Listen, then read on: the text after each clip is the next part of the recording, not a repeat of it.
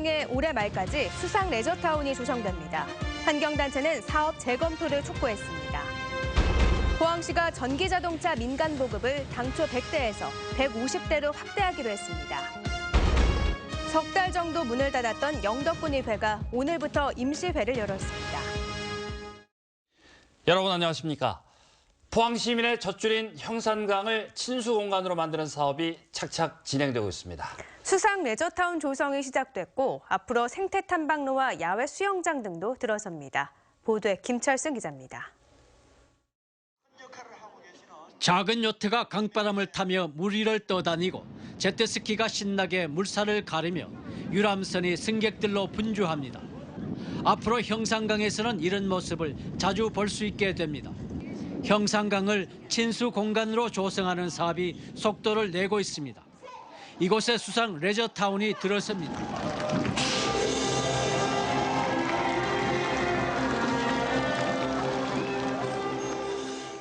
4층 규모의 수상 레저기구 조종 면허 시험장과 레저기구 접안 시설, 그리고 바지선 위에 둥근 카페 등이 지어집니다. 들어가는 예산은 90억 원. 올해 말까지 사업이 마무리되면 시민들은 쉽게 레저기구 면허를 따고 체험도 할 수 있습니다. 포항을 대표적인 해양 관광, 해양 레포츠 도시로 만든다는 계획하에 이 수상 레포츠 시설을 만들게 되었습니다. 또 강둑위의 새를 관찰하는 건물과 인근의 생태 탐방로가 8월까지 조성되고 야외 수영장을 포함한 레저파크가 2020년까지 추진되며 강을 가로지르는 길이 400m, 폭 5m의 인도교가 2021년까지 만들어집니다. 친수공간 조성 첫 단추는 지난해 11월 포항시와 경주시가 경계 지점에 상생 자전거길을 개통하는 것으로 시작됐습니다. 남은 문제는 수은제첩의 원인이 된 강하류 오염 퇴적토 처리입니다. 곧 준설 용역에 따라서 준설량과 준설 방법이 결정된다면 국비 확보를 하여서 준설 퇴적토 처리에 만전을 기해 나가겠습니다. 포항 시민 식수의 절반 정도를 취수하는 생명의 젖줄인 형산강. 시민들이 수상 레저기구를 체험하고 걷고 휴식을 취하는 친수 공간으로 거듭나고 있습니다. MBC 뉴스 김철승입니다. 포항시의 형산강 수상 레저타운 건설과 관련해 포항 환경운동 연합은 오늘 성명을 내고 형산강은 현재 심각한 수은 오염으로 생태 복원 사업이 시급한데도 각종 개발 사업이 진행되고 있다며 포항시는 지금이라도 무분별한 개발 사업을 재검토하라고 요구했습니다. 또 정부로부터 받은 특별교부세 10억 원은 수상 레저타운 건설이 아니라 수은 오염 대책 마련에 사용해야 하고 형산강 프로젝트도 맑은 물과 건강한 생태계 보호를 위한 사업들로 전환해야 한다고 주장했습니다. 군의원에게 욕설 문자를 보낸 공무원의 인사를 요구하며 석 달 가까이 문을 닫았던 영덕군의회가 오늘부터 8일간 제244회 임시회를 엽니다. 이번 임시회에서 영덕군의회는 기초의회 정당 공천 폐지를 비롯해 의회 사무직원에 대한 인사권 행사 등을 담은 지방 분권 실현을 위한 결의안과 의원 행동 강령 조례 전부 개정 조례안을 의결합니다. 또 2017년부터 제1회 추경 예산안과 군정 주요 업무 추진 계획을 보고받고 군정 질문도 합니다. 전기차 구입 고민하시는 분들 많으신데요. 지금이 적기라고 판단하는 전문가들이 많습니다. 왜 그런지 이규설 기자가 이유를 들어봤습니다. 포항시청과 현대자동차 직원들이 포스코 본사에서 전기차 구입을 홍보하는 전단지를 나눠주고 있습니다.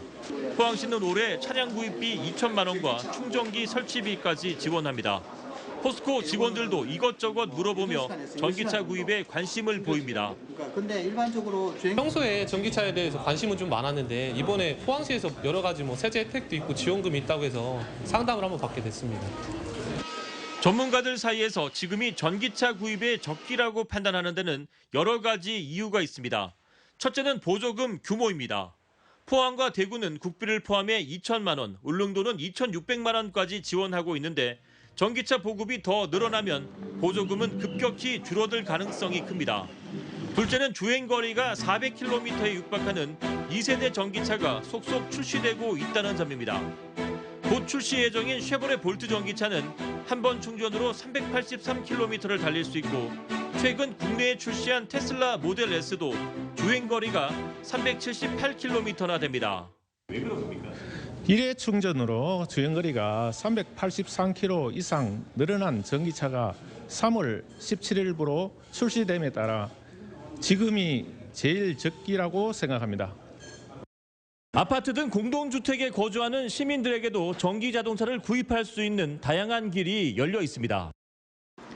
포항의 경우 이미 양덕 3구 트리니엔 1차 등 아파트 30여 곳에 전기차 충전 시설이 설치되어 있고 아파트 2곳에는 30분 내에 완전 충전이 가능한 급속 충전기도 설치되어 있습니다.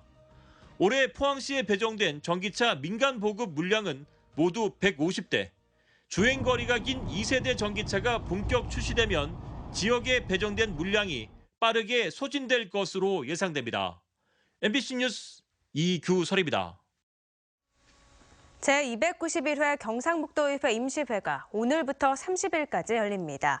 경상북도의회는 도정질문을 시작으로 제1회 추경예산안, 민생조례안 등 모두 28건의 안건을 처리할 예정입니다. 이번 회기에 제출된 조례안은 경상북도 사회적 경제 육성 및 지원에 관한 조례안을 포함해 모두 24건입니다. 도정질이 첫날인 오늘은 3명의 의원이 로컬푸드 직매장 확대 설치와 중국 관광객 유치 방안, 그리고 사회복지공무원의 처우 개선 등을 질의했습니다. 중국의 사드 보복 피해가 유통과 관광업계를 중심으로 커지고 있는데요. 지역 교육계도 그동안 폭넓게 진행되어 온 한중 청소년 교류가 영향을 받게 될까 촉각을 곤두세우고 있습니다. 홍석준 기자입니다. 영주시와 자매 결연을 맺은 중국 소관시의 고등학생들이 소수서원을 둘러봅니다. 안동에선 한국과 중국 학생들이 서로 준비한 공연을 선보이며 각자의 문화를 더 깊이 알아갑니다. 지난해 경북에선 무려 120개 학교가 중국 측과 방문 교류 프로그램을 진행했습니다. 자치단체나 민간 차원의 방문까지 합하면 한중 청소년 교류가 전국에서 가장 활발한 편입니다. 이야기하면서 서로 통하는 것도 더 많았고 더 새로운 중국에 대한 생각을 가지게 된 것 같아요. 그러나 중국의 사드 보복이 본격화되면서 청소년 교류까지 영향을 받지 않을까 우려가 커지고 있습니다. 통상 3월 말까지 상반기 교류 일정을 확정하게 되는데 일단 현재까지는 중국 측에서 교류 중단 통보를 받은 학교가 없다고 경북교육청은 밝혔습니다. 의성군도 중고생 20명이 참가하는 5월 중국 함양시 방문 일정을 예정대로 진행하기로 했습니다. 14년째 이어오고 있기 때문에 그게 아마 끈끈한 어떤 그런 유대관계가 사드라든지 이런 건 아마 장애가 되지 않는다고 저희들은 판단하고 있습니다. 자매결연 교류와 달리 초청 기관이 별도로 없는 중국행 단체 수학여행은 크게 위축될 것으로 보입니다. 대구교육청은 각 학교에 공문을 보내 올해 중국 수학여행을 연기하거나 취소하라고 권고했고 다른 시도 교육청도 비슷한 검토에 착수했습니다. MBC 뉴스 홍석준입니다. 여성 고용을 기피하고 개선 노력이 낮은 공공기관과 기업들의 명단이 처음으로 공개됐습니다. 고용노동부가 3년 연속으로 여성 근로자와 관리자 고용 비율 기준을 지키지 않고 개선 노력이 미흡해 적극적 고용 개선 조치 위반 사업장으로 선정한 곳은 전국의 27곳으로 서울이 14곳으로 가장 많았고 경북이 4곳으로 그 뒤를 이었습니다. 고용노동부는 고용 개선 조치의 효과를 높이기 위해 기업들의 명단을 관부와 홈페이지에 게시하기로 했다고 밝혔습니다. 대선용 무리한 인사라고 지적받은 경상북도 정무특별보좌관 박진우 씨가 발령 20일 만에 사퇴서를 제출했습니다. 경상북도는 사직원이 도착하는 대로 관련 절차를 거쳐 다음 주 중으로 사퇴 처리하겠다고 밝혔습니다. 박 씨는 예산 심의를 대가로 경북도의회에 금품 로비를 한 노인복지단체 관계자로 경북도 보조사업 대상자면서 범죄 전력까지 있어 비난 여론이 일었고 경상북도의회는 경상북도에 임명 철회를 요구해왔습니다. 대구 경북 중소기업청은 사드 배치에 따른 중국의 보복 조치가 현실화됨에 따라 중국 수출해로 접수센터를 운영합니다. 전담 인력을 배치해 상시 지원에 나선 센터는 긴급 경영 안정자금 신청 요건에 보호무역 피해 기업을 추가하고 자금 지원 예산을 750억 원에서 1,250억 원으로 확대했습니다. 또 지역 신보 특례 보증 우대 지원과 소상공인 전용 자금 설치를 검토하고 있습니다. 울진군은 울진읍내 남쪽 지역인 월변지구 0.8km 구간의 전선 지중화 사업을 진행합니다. 울진교에서 울진군청까지는 지난해 전선 지중화 공사가 마무리됐으며 월변지구 공사가 완료되는 내년 3월까지 소음과 혼잡, 상가 영업 지장을 최소화하겠다고 울진군은 밝혔습니다. 전선 지중화와 함께 상수 관로를 도로 양쪽에 매설하는 작업도 완료됐는데 수압 저하와 수량 부족 문제가 획기적으로 개선됐습니다. 경북지역 시장군수협의회가 오늘 안동에서 열렸습니다. 시장군수협의회는 지방 분권 개헌과 자치제도 개선 방안에 대해 논의하고 영덕에서 성과를 내고 있는 마을 단위 어르신 공동거주제 확대와 급식 도우미 인건비 국비 지원을 중앙정부에 건의하기로 했습니다. 협의회는 또 문경 찻사발 축제, 영주 선비문화축제 등 각 지역별로 시작되는 봄축제에 대한 관심을 당부하고 협력을 확대하기로 했습니다. 봄 기온이 짙어지고 있습니다. 내일은 오늘보다 기온이 더 오르겠습니다. 포항의 아침 기온 6도로 시작하겠고요. 낮 동안에도 포근한 봄 날씨가 이어지겠습니다. 송혜림 기상캐스터입니다. 네, 아침 저녁으로는 쌀쌀하지만 한낮에는 따스한 봄 햇살에 기분 좋아지는 요즘입니다. 내일은 오늘보다도 기온이 더 오르겠습니다. 포항의 아침 최저 기온 6도, 경주 1도로 영상권에 접어들겠고요. 낮 최고 기온도 포항은 14도, 경주는 17도까지 오르겠습니다. 이번 주말까지 계속해서 포근한 봄 날씨 만끽하실 수 있겠습니다. 기온이 계속 오르면서 토요일에는 경북 동해안 대부분 지역이 17도를 기록하겠습니다.